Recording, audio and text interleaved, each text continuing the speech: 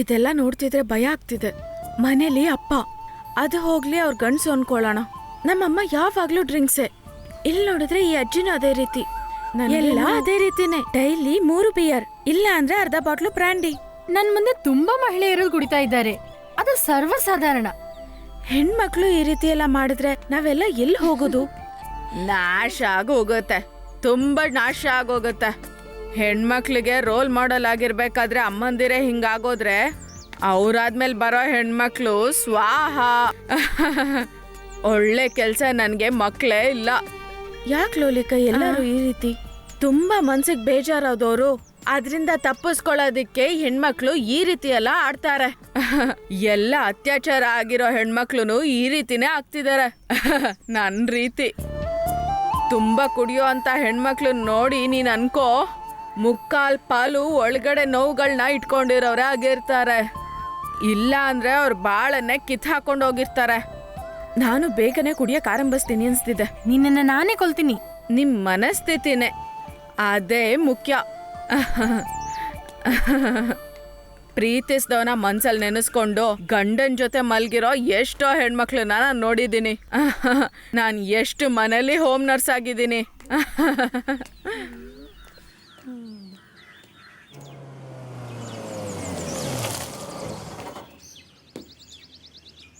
ಅಯ್ಯೋ ದೇವ್ರೆ, ಇವ್ರ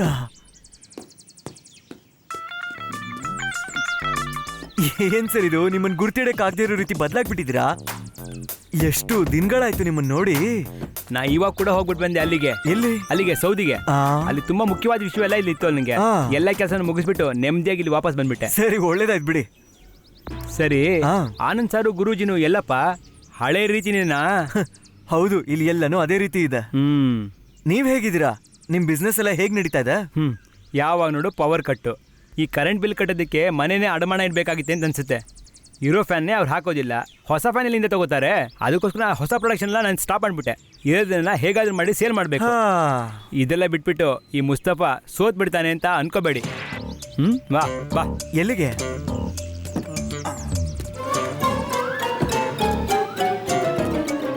ಇದೇನಿದು ಹುಡುಗಿರ್ ಬ್ರಾನ?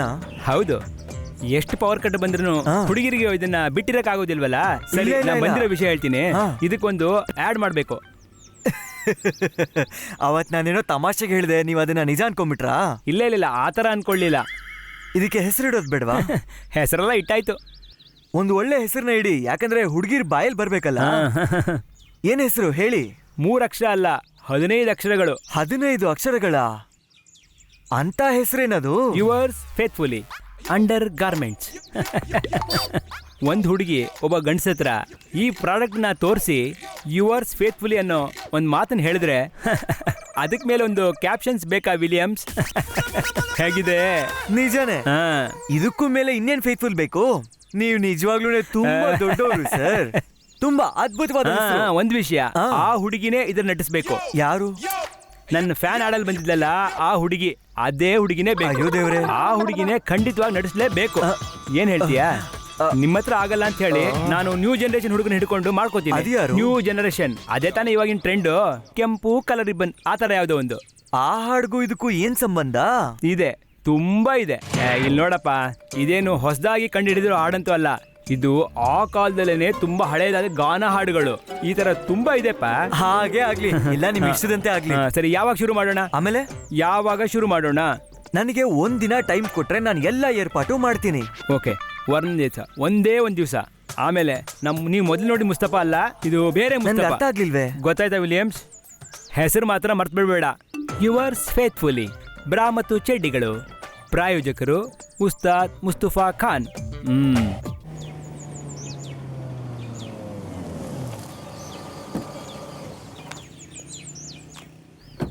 ಏನ್ ಮೇಡಮ್, ಕಾರೆಲ್ಲ ತಗೊಂಡ್ಬಿಡಿದ್ರಾ? ಟ್ರೀಟ್ ಇಲ್ವಾ? ಡ್ರೈವರಾ? ಹೌದು. ಏನ್ ನಿನ್ ಹೆಸರು? ಮನು. ತಂಗಿ ಅಲ್ಲಿದ್ದಾಳೆ, ಕ್ಲಾಶ್ ಆಗುತ್ತಾ? ಯಾಕೆ? ನೀನೇನು ಹೊಸಬಾ ಅಲ್ವಾ, ಹೇಳಿದ್ರೆ ಗೊತ್ತಾಗಲ್ಲ ಬಿಡು. Good morning. Good morning. ಇವತ್ತು ನಿಮ್ಗೇನು ಕೆಲಸ ಇಲ್ವಲ್ಲ? ಯಾರು ನಮ್ಗೇನು ಹೇಳೇ ಇಲ್ಲ. ಒಂದು ಗೋಧಿ ಹಿಟ್ ಬಗ್ಗೆ ಹೇಳಿದ್ರು, ಅದು ಮಾರಾಯ್ತು. ಇವತ್ತು ಬೇರೆ ಶೂಟು. ನಿಮ್ ತಂಗಿನೇ ಮಾಡಲ್. ಯಾರು? ನಿಜಾನಾ? ಅವಳು ಮತ್ತೆ ಬಂದಿದ್ದಾಳೆ. ಡ್ರೆಸ್ಸಿಂಗ್ ರೂಮಲ್ಲಿ ಇದ್ದಾಳೆ. ಇವತ್ತವರೆಗೂ ಮಾಡ್ದಿರ ಒಂದು ವೇಷ. ಗುರುಜಿ ಆ ರೀತಿ ನನ್ಗೇನು ಹೇಳಿಲ್ವಲ್ಲ. ಗುರುಜಿ ಎಲ್ಲ ಮಾಡ್ತಾ ಇರೋದು, ಬಾಲಾ ಮೇಡಮ್ ಮಾಡ್ತಾ ಇರೋದು. ನಿಮ್ಮ ತಂಗಿನ ನೋಡಿ ತುಂಬಾ ದಿವಸ ಆಯ್ತಲ್ಲ, ನೋಡ್ಬೇಕಾ? ಹ್ಮ್.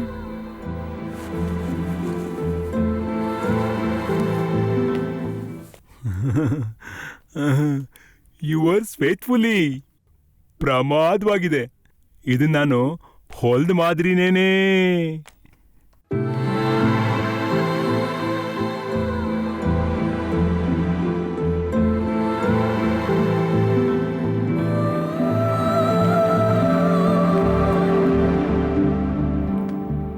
ಶಾಜಿ ಅಣ್ಣ, ಹಾ ಸ್ವಲ್ಪ ಹೊರಗಿರಿ, ನಾನು ಬರ್ತೀನಿ. ಸರಿ. ನೋಡಿದ್ಯಾ, ನಾನು ಮತ್ತೆ ಶುರು ಮಾಡಿದೆ ಮೊದಲಿನಿಂದ. ಇನ್ಮೇಲೆ ಇದು ಕೂಡ ಇಲ್ಲದೆ ಹೋಗ್ತದೆ.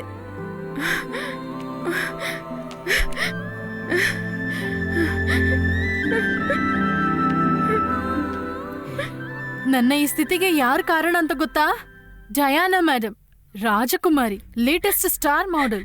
ಲಿಸಾ, ಮಾತಾಡ್ಬೇಡ. ಇನ್ಮೇಲೆ ನಾನು ನಿನ್ನ ಯಾವತ್ತೂ ನೋಡ್ಬಾರ್ದು. ಲಿಸಾ, ನಾನು ಹೇಳೋದು ಸ್ವಲ್ಪ ಬೇಡ, ಹೊರಗೋಗ್. ನಾನು ಈ ಸ್ಥಿತಿಯಲ್ಲಿರೋದು ನೀನ್ ನೋಡ್ಬಾರ್ದು.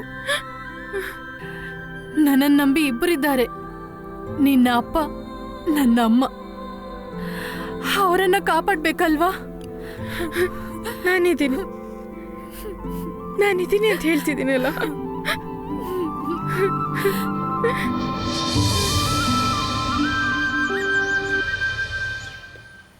ಏನ್ ಸ್ವಾಮಿಯಣ್ಣ, ಸ್ವಲ್ಪ ಒಳಗೋಗಿ ನೋಡಿ. ಸುಷ್ಮಿತಾ ಶೇನೋ, ರಂಬೆಯೋ, ಅತಿಲೋಕ ಸುಂದರಿಯೋ, ಇವ್ರಿಗೆಲ್ಲ ಏನಾದ್ರೂ ಸಮಸ್ಯೆ ಅಂದ್ರೆ ಹೇಳು, ನಾನ್ ಬಂದ್ ಸರಿ ಮಾಡ್ಕೊಡ್ತೀನಿ. ಆದ್ರೆ ಈ ಸಮಸ್ಯೆಗೆಲ್ಲ ನಾನ್ ಬರೋದಿಲ್ಲ. ಅವ್ರು ಬಂದಾಗ ಅವ್ರ ಮುಖ ತುಂಬಾ ಕೋಪದಲ್ಲಿತ್ತು. ಆಹಾ. ವಿಲಿಯಮ್ಸ್, ಯಾರ ಅವಳು ಹುಡುಗಿ?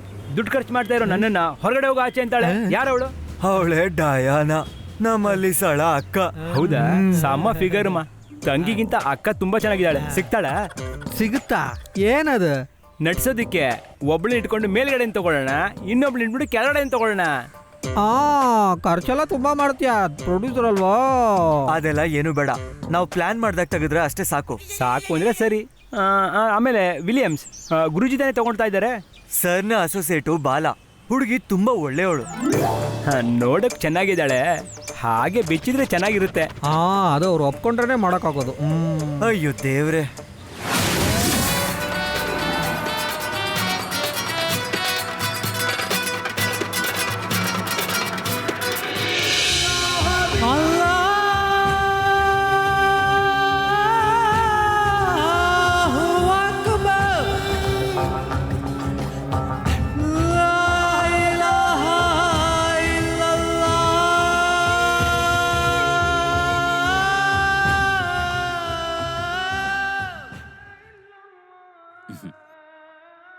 ಏನ್ ಫ್ಲೆಕ್ಸು ಇಷ್ಟು ಲೇಟು? ಹೆಡ್ ಆಫೀಸ್ ವರ್ಗೂ ಹೋಗಿದ್ದೆ, ಲೀವ್ ಅಪ್ಲಿಕೇಶನ್ ಕೊಡೋಕ್ಕೋಸ್ಕರ. ಏನ್ ದಿಢೀರಂತ ಲೀವು? ನಾನು ಈಗಾಗ್ಲೇ ಹೇಳಿದ್ದೀನಲ್ವಾ, ಒಂದ್ ಹುಡುಗಿನ ಲವ್ ಮಾಡ್ತಿದ್ದೀನಿ ಅಂತ. ತುಂಬಾ ಸುಂದರವಾಗಿರ್ತಾಳೆ, ಅವಳು ಮಾಡ್ಲಿಂಗ್ ಗರ್ಲ್. ಯಾರಾದ್ರೂ ಅವಳ ಮೇಲೆ ಕಣ್ಣು ಹಾಕೋಕ್ಕೂ ಮುಂಚೆ ನಾನು ಅವಳನ್ನ ಮದುವೆ ಆಗ್ಬೇಕು ಅಂತಿದ್ದೀನಿ. ನೋಡು, ಅದು ನಿನಗೆ ಅಂತಿದ್ರೆ ಅದು ಯಾರಲ್ಲೂ ತಗೊಂಡೋದಕ್ಕಾಗಲ್ಲ. ಯಾವಾಗ ಏನ್ ನಡೆಯುತ್ತೋ ಯಾರಿಗೂ ಗೊತ್ತಿಲ್ವಲ್ಲ, ನಾನು ನೋಡ್ಕೋತೀನಿ.